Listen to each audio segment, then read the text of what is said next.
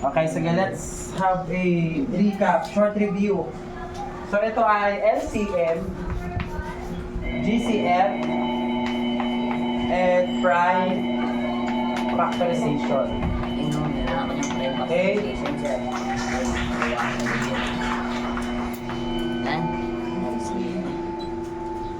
Okay. Pag sinabi natin LCM, ito yung pinakamababang multiples ng dalawang number. Ha? Ano po yung multiples? For example, multiples ng 5. 5, 10, 15, 20, 25, 30, stop, 30. Okay, ako ha? Paano natin nakukuha yung multiple, yung LCM? Halimbawa, 3 at saka 5. Kukunin natin yung LCM nila. So, para makuha yung LCM, to get the LCM, first step, list down all the multiples ng 3. So, 3, 6, 9, 12, 15. Tapos 5. 5, 10, 15, 20, 25, 30. Okay? So, ang LCM nila ay 15. Malalaman natin na LCM na yun kapag wala, yung unang-unang magkakapareho sila. Ay, may pareho na. Ito walang 5 eh. Ito wala rin 3. 6, walang 6 to. 9, walang 9 to. 12, wala namang 12 to. So, nagtagpo sila sa 15. Nakuha? Ang LCM ng 3 at saka 5 ay 15. Malinaw? Malinaw. Ngayon,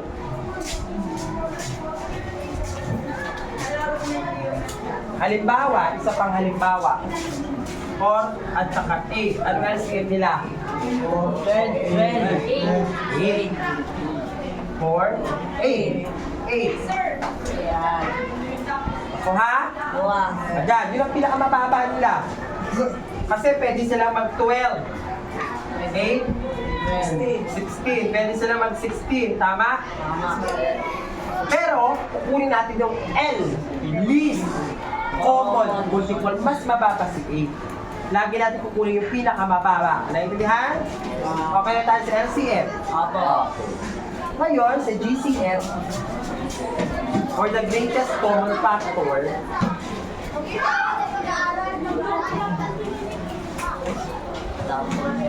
greatest common factor. Pag sinabi natin factor, these are the numbers that we multiply to have a product. Product ang tawag natin sa sagot sa multiplication. Naintindihan? Yes, sir. Okay, halimbawa, 8, 4. GCF ang hinahanap natin ha. GCF. Ano-ano?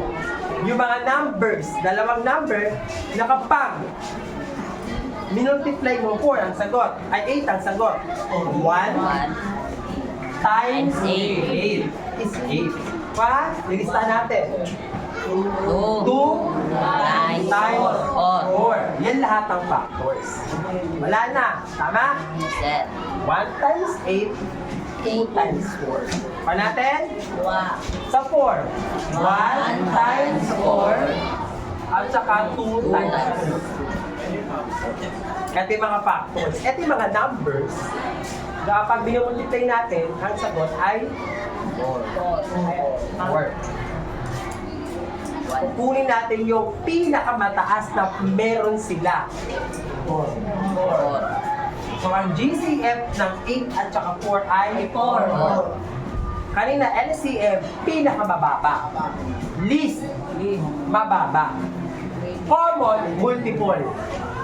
Ito, greatest common factor. Pinaka-greatest, pinamataas. Common factor. Malinaw? Prime factorization. Pag prime factorization, lahat ng factors na nasa baba, prime number. Alam mo na yung prime number. Ang prime number, ito yung mga number na walang ibang factors kundi 1 at saka sarili niya. Naintindihan? Halimbawa, 1 times 11. 11. Ano pa yung dalawang number na kapag minultiply natin, 11 ang sagot. Wala na. Kaya ito ay prime number. Sample, 3. 3. Times 1 times 3. Walang ibang number na pwedeng i-multiply natin para magkaroon tayo ng 3. Tama? Wow. Yung tawag doon ay prime numbers. Pag meron, halimbawa 8, ang tawag doon ay composite number. Naintindihan? Okay. Ngayon, prime factorization. Dapat ang makikita natin sa baba ay 2, 3, 5, 7, 11 lang. Yun lang. Halimbawa, 36. Bababa natin yan, 36. Ano yung mga number na nandito kapag minultiply natin ay 36 ang sagot? Para mas madali, isip ka ng dalawang factors. Dalawang number na pwede natin multiply para mag-36. 2 times 3. O, tama. 2 times 18 is 36. Ito, prime number na. Nakita na natin, o. Baba natin. Si 80, hindi pa siya prime number. Hindi mo pa nakikita dito. Meron pa siya. 2 times 9 is 80. 2 times 9. Si 2, baba natin. Baba na natin to. Meron tayong 2 times 2. Si 9, wala pa dito. So, 3 times 3. times 3. Pwede na? Yes, Meron sir. pa ba? Wala na. So, baba natin si 2. Baba natin si 2. So, ito yung prime factorization ng 36. 2 times 2 times 3 times 3. What?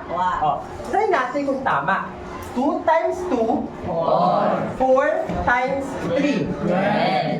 12 times 3. O, tatlong 12, 36. So, ito na yung prime factorization ng 36. Ito, lumabas. May 2, may 3, may 2, may 3. So, Malalaman natin ang prime number na yon kapag naglabasan na ito mga to. Malinaw? Yes, sir. Good luck.